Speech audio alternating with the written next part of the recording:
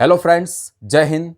इस वीडियो के दौरान मैं आपको एसएससी जीडी कांस्टेबल से जुड़ी सारी जानकारी देने वाला हूं, क्योंकि मैंने अपनी लाइफ में आज तक 2 बार एग्जाम को क्रैक किया है। SSC GD constable ground qualify किया है। तो एसएससी जीडी कांस्टेबल से जुड़ी जो सारी जानकारी है मैं इस वीडियो से माध्यम से देने वाला हूं। तो जो भी कैंडिडेट कांस्टेबल में पास होना चाहता है, अभी जो इसके फॉर्म चालू हो गए हैं, यानी कि 30 नवंबर तक आप फॉर्म फिलअप कर सकते हैं। तो आप अगर पास होना चाहते हैं तो आपको कौन सी बातों का ध्यान रखना पड़ेगा, आप फॉर्म कैसे भरे, कौन सी बुक पढ़े, एग्जाम का सिलेबस क्या है, फाइनल स्टेज तक आप कैसे पहुंच पाएंगे, उससे जो एक्सपीरियंस है, उससे रिलेटेड जो भी एक्सपीरियंस मेरे पास है वो इस वीडियो के माध्यम से मैं आपको देने वाला हूं। तो जो भी कैंडिडेट पास होना चाहता है, एसएससी जीडी कांस्टेबल की माहिती लेना चाहता है, इंफॉर्मेशन लेना चाहता है, वो मेरा इस वीडियो एंड तक देखिए। पहली बात, फॉर्म भरने से पहले आप किन बातों का ध्यान रखें वो आपको मैं बताने वाला हूं, क्योंकि मेरा सिलेक्शन हुआ था बीएसएफ में। मैं जाना चाहता था सीआईएसएफ में। देखो, आप मेरा बीएसएफ का अपॉइंटमेंट लेटर देख सकते हो। तो मैं जाना चाहता था सीआईएसएफ में, लेकिन मुझे मिला बीएसएफ। क्यों? क्योंकि जब मैंने फॉर्म फिलअप किया 2018 में, तब उस टाइम मुझे पता नहीं था कि इसमें इतनी पोस्ट आती है, इसमें ये वर्किंग आता है, किसमें क्या आता है, कुछ मालूम नहीं था। 2018 में जब मैंने फॉर्म फिलअप किया, उस टाइम मैं प्राइवेट जॉब कर रहा था। मैंने सोचा भी नहीं था कि मैं पास हो जाऊंगा, मेरा एक दिन फाइनल सिलेक्शन हो जाएगा। तब उस टाइम मुझे पता नहीं था। तो जो भी कैंडिडेट एसएससी जीडी कांस्टेबल में सिलेक्ट होना चाहता है वो पहले जान ले कि इसमें पोस्ट क्या है और किस पोस्ट को आप पहले रखें। एसएससी जीडी कांस्टेबल में टोटल 8 पोस्ट आती है, यानी कि पहले नंबर पे आती है एनआईए, नेशनल इन्वेस्टिगेशन एजेंसी। हमारे देश में जो आतंकवाद है, टेररिस्ट है, उसकी जो शोधखोल है, उसका जो इन्वेस्टिगेशन है वो एनआईए करती है। उसके बाद आता है एसएसएफ, सेक्रेटरियल स्पेशल फोर्स, यानी कि जो हमारे सचिवालय में जो हमारे राजनेता है उसकी सिक्योरिटी है वो एसएसएफ के हाथ में होती है। 3 नंबर पे आती है CISF, central industrial security force, यानी कि हमारे भारत सरकार के हाथ में जो भी इंडस्ट्रियल एरिया है, औद्योगिक सिटी है, औद्योगिक जो कंपनी है, उसकी जो सिक्योरिटी है वो सीआईएसएफ में आती है। सारे एयरपोर्ट भी सीआईएसएफ के अंडर में आते हैं। उसके बाद 4 नंबर पे आता है बीएसएफ, बॉर्डर सिक्योरिटी फोर्स, यानी कि खास तौर पे जो भारत पाकिस्तान के बॉर्डर है वहां पर बीएसएफ की ड्यूटी होती है। जो भी बहुत डेंजर इलाके हैं वहां पर भी बीएसएफ को भेजा जाता है। तो बीएसएफ 4 नंबर पे आती है। उसके बाद 5 नंबर पे आती है एसएसबी, सशस्त्र सीमा बल। हमारे भारत और नेपाल के बीच में जो 1751 किलोमीटर की बॉर्डर है, उस बॉर्डर पर एसएसबी की ड्यूटी होती है। उसके बाद आती है ITBP, Indo Tibetan police force. जो आईटीबीपी है वो भारत और चीन की जो बॉर्डर है वहां पर काम करती है। उससे पहले आती है CRPF, central reserve police force, यानी कि हमारे भारत द्वारा जो कायदा कानून स्थापित किया गया है उसकी जो शांति और व्यवस्थित तरीके से जो पालन करती है उसका काम सीआरपीएफ के हाथों में दिया जाता है। उसके बाद आता है एआर, असम राइफल की जो हमारे उत्तर पूर्व भारत है उसकी जो ड्यूटी है वो असम राइफल्स के हाथ में दी जाती है। तो अगर आप अपने हिसाब से अच्छे मार्क के साथ, अगर आप अपनी हिसाब से जो पोस्ट प्रेफरेंस करना चाहते हैं, लेना चाहते हैं, तो आपको जब फॉर्म फिलअप करो तब जो पोस्ट प्रेफरेंस आए उस बातों का आपको ध्यान रखना है।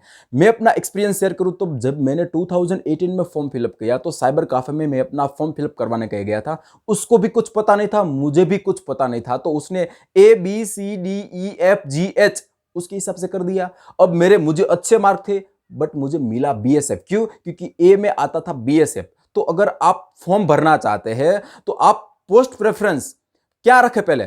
तो आपको पोस्ट प्रेफरेंस मेरे हिसाब से रखना है, इसमें है HBACDFE, HBACDFE। उसके हिसाब से आपको पोस्ट प्रेफरेंस तय करना है।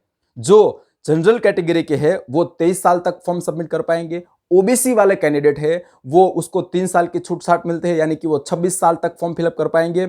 जो एससी एसटी वाले कैंडिडेट है वो 28 साल, यानी उसको 5 साल की छूट मिलती है। 23 + 5 એટલે कि 28 साल हो जाते हैं, तो उसको 28 साल तक फॉर्म फिलअप कर सकते हैं। ओके, अब कैंडिडेट को क्या बात ध्यान में रखनी है? जो भी कैंडिडेट की हाइट 170 यानी कि 170 सेंटीमीटर से ज्यादा है या फिर 170 सेंटीमीटर है, वो ही कैंडिडेट एसएससी जीडी कांस्टेबल की एग्जाम की तैयारी करे।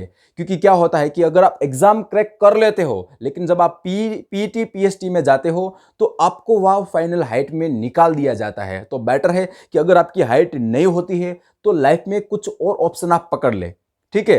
क्योंकि जिंदगी में हमको कुछ करना तो पड़ता है। अगर आप यंग जनरेशन में कुछ नहीं कर पाओगे तो पूरी लाइफ आप थर्ड क्लास लाइफ को पसंद करेंगे। और मेरी तरफ से कहते हैं ना कि जब जेब में लाखों होते हैं तो लाखों देने वाले लाखों मिलते हैं। जब जेब में लाखों होते हैं तो लाखों देने वाले लाखों मिलते हैं, पर जब जेब में कुछ नहीं होता है तो 100 रुपया मिलना भी बहुत बड़ी बात है। इसीलिए अगर आपने अपने आप को एक्सेप्ट कर लिया, अगर आपको अपने आप पर भरोसा है कि मुझे कुछ करना है और मैं कुछ कर सकता हूं, तो दुनिया की कोई ताकत नहीं जो आपके इस समझदारी को, आपके नजरिए को बदल सके। बट शर्त है इतनी कि अगर आपको अपने आप को एक्सेप्ट करना है, आपको किसी ने बोला है कि तू कुछ नहीं कर सकता, तुझसे कुछ नहीं होगा, उनको आंसर बातों से नहीं कुछ काम करके देने हैं। तो अगर आप लाइफ में कुछ करना चाहते हैं, आपकी हाइट नहीं होती है, तो आप किसी और प्रोफेशन को पकड़ लिए। क्योंकि आज के टाइम में इंडिया में बहुत सारी अपॉर्चुनिटी है, लाइफ में कुछ भी कर सकते हैं आप। तो जी जो कैंडिडेट एसएससी जीडी में भर्ती होना चाहता है, पहले अपनी हाइट चेक कीजिए। 170 सेंटीमीटर यानी कि 170 सेंटीमीटर से ज्यादा हाइट है तो भी आप इस एग्जाम की प्रिपरेशन कीजिए।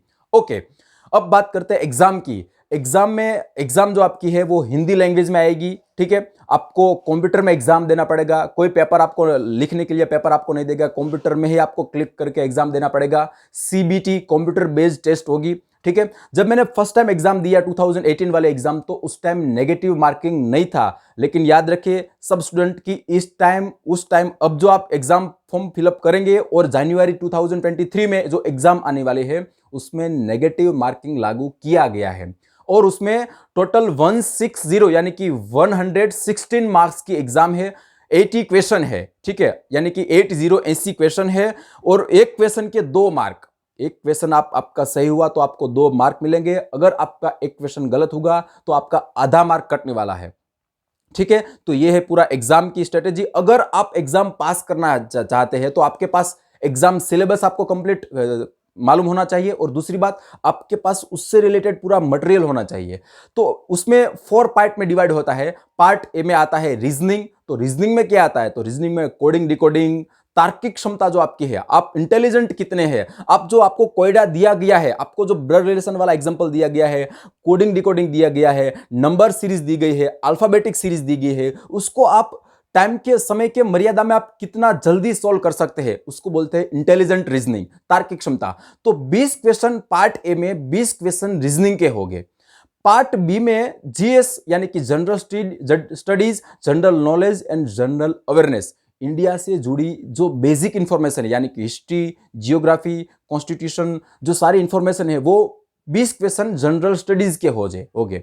या फिर पार्ट सी में आएगा जनरल मैथमेटिक्स, इसमें प्रॉफिट एंड लॉस और डिस्काउंट, जो भी सारे रेशियो है, एवरेज है, जो सारे क्वेश्चन है वो मैथ्स से रिलेटेड हो गए।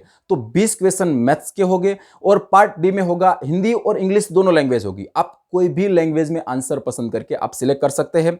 तो टोटल आपको हिंदी में भी 20 क्वेश्चन मिलेंगे, तो आपको टोटल 80 क्वेश्चन मिलेंगे। कितने? 80। पार्ट ए में 20 रीजनिंग, पार्ट बी में जनरल स्टडीज 20, पार्ट सी में मैथमेटिक्स 20, पार्ट डी में हिंदी या इंग्लिश 20, टोटल 80 क्वेश्चन, 160 मार्क्स। अगर आपने 160 में जितने मार्क्स लाओगे, अगर आपका कट ऑफ में नाम आ गया, आपका मार्क्स ज्यादा है, तो आपको ग्राउंड के लिए बुला जाएगा। अगर आप ग्राउंड में क्वालिफाई हो, मतलब ग्राउंड में आपका सिलेक्शन हो गया, तो आपको ग्राउंड की प्रैक्टिस करनी है, आपको चेस्ट फुलाने की प्रैक्टिस करनी है, आपको आपका वेट बढ़ाना है, यानी कि आपको फिजिकली फिटनेस मेंटेन करनी है। तो अगर आपको पता है कि मैं एग्जाम क्रैक कर लूंगा, मेरी हाइट भी होती है, तो आप अभी से धीरे धीरे आपका रनिंग शुरू कीजिए। अगर आपको बॉडी नहीं बन रही है, आपकी चेस्ट नहीं फुल पाती है, आपका वेट नहीं है, तो अभी आप उस पर काम करना चालू कर दीजिए। बात करते हैं एग्जाम स्ट्रेटेजी। तो अगर आप एग्जाम पास करना चाहते हैं तो पहले आप अच्छी तरीके से मटेरियल ढूंढिए। मेरे ख्याल से जो ल्यूसेंट का मटेरियल होता है वो बहुत बेटर है। और भी बहुत सारी बुक है एसएससी जीडी कांस्टेबल के लिए। आपका रीजनिंग स्ट्रांग होना चाहिए, आपका मैथ स्ट्रांग होना चाहिए, आपकी हिंदी लैंग्वेज स्ट्रांग होनी चाहिए, और आपका जो जनरल स्टडीज है वो स्ट्रांग होना चाहिए। ओके, आपने एग्जाम क्वालिफाई कर ली। दूसरे नंबर पर आता है फिजिकली टेस्ट, यानी कि PST and PET, physical standard test and physical efficiency test. पहले आपकी नॉर्मल हाइट चेक की जाएगी। अगर आपकी हाइट 170 सेंटीमीटर से ज्यादा है तो आपको ग्राउंड के लिए मौका दिया जाएगा। ग्राउंड में आपको 24 मिनट में 5 किलोमीटर दौड़ना है। अगर आप बहुत तरीके से फिट है तो इतना आसान है, ये कोई मुश्किल काम नहीं है अगर आपके पास प्रैक्टिस है तो। ओके, आपने ग्राउंड क्वालिफाई कर लिया। उसके बाद आपकी वेट चेक किया जाएगा। आपका वेट 50 केजी से ज्यादा है तो आप क्वालिफाई हो गए। उसके बाद आपकी जो चेस्ट है वो चेक की जाएगी। तो आपकी चेस्ट कितनी होनी चाहिए? 79 सेंटीमीटर से 79 से 80 सेंटीमीटर, 79 80 सेंटीमीटर से 85, यानी कि आपकी नॉर्मल चेस्ट 79 या 80 सेंटीमीटर होनी चाहिए। कंपलसरी आपको 5 इंच फुलानी है, या फिर आप यानी कि आपको 85 सेंटीमीटर विथ फुला वाली चेस्ट आपको होनी चाहिए। ओके, तो ग्राउंड की बात करें तो आपका पहले ग्राउंड, फिर आपकी हाइट, फिर आपका वेट, फिर आपकी चेस्ट, ये 4 में आप कंप्लीट हो गए। उसका मतलब आपने पीईटी पीएसटी कंप्लीट क्वालिफाई कर लिया। उसके बाद आता है medical, detail medical examination and DV document verification. वो दोनों साथ में होता है। 2 दिन आपको वहां रखेंगे, ठीक है। आपको अपने सारे ओरिजिनल डॉक्यूमेंट साथ में ले जाना है, अपनी बॉडी को पूरा क्लीन करके जाना है, ठीक है।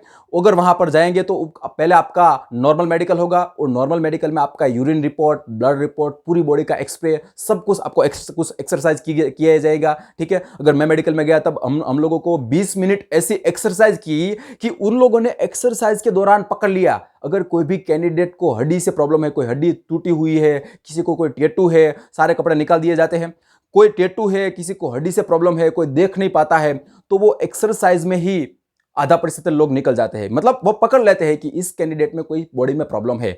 तो अगर आपको आपकी हड्डियों से कोई प्रॉब्लम नहीं है, आपके जो बोर्न है वो बहुत तरीके से फिट है, कोई आपको टूटा हुआ नहीं है, आपके ब्लड में कोई प्रॉब्लम नहीं है, आपकी आंखें मजबूत है, मतलब आप अच्छी तरीके से देख सकते हैं, कोई भी जो सामने अक्सर है उसको देख सकते हैं, तो आप मेडिकल में नहीं निकल सकते। वहां पर आपका ब्लड रिपोर्ट, यूरिन रिपोर्ट और एक्सरे किया जाता है। दूसरी बात, 14-15 फीट की दूरी पे एक बॉक्स रखा जाता है। इसमें ABCD के कुछ अक्षर दिखाए जाते हैं, अल्फाबेट दिए जाते हैं, फिर 1 2 3 4 0 नंबर दिखाए जाते हैं। अगर आपको आंखों से कोई प्रॉब्लम नहीं होगा तो आप वो अच्छी तरीके से देख पाएंगे। एक आंख से दिखाएंगे, दूसरी आंख से दिखाएंगे तो वो भी आप अच्छी तरीके से देख लेंगे। तो क्या मतलब आपका मेडिकल कंप्लीट हो गया। उसके बाद डॉक्यूमेंट, दूसरे दिन आपका डॉक्यूमेंट वेरिफिकेशन आता है। उसमें भी आप बहुत तरीके से अच्छी तरीके से आप वहां पर जाइए, कोऑपरेट करिए, डिसिप्लिन में रहिए, तो आपका वेरिफिकेशन हो जाएगा। वहां पर जो कैंडिडेट कास्ट का जो बेनिफिट लेना चाहते हैं, यानी कि OBC से है, SC ST से है, तो जो कास्ट रिजर्वेशन सर्टिफिकेट है वो यहाँ से आपके तालुका कचहरी में से लेके जाइए, ठीक है।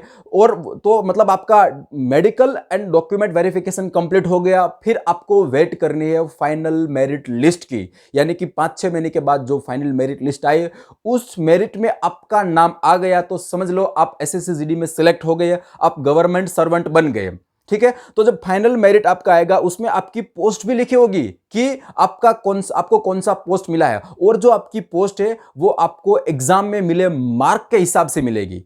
और दूसरी बात, आपने जो पोस्ट प्रेफरेंस में जो पहले सिलेक्ट किया है वो पोस्ट आपके मार्क्स कितने उसके दौरान मिलेगी।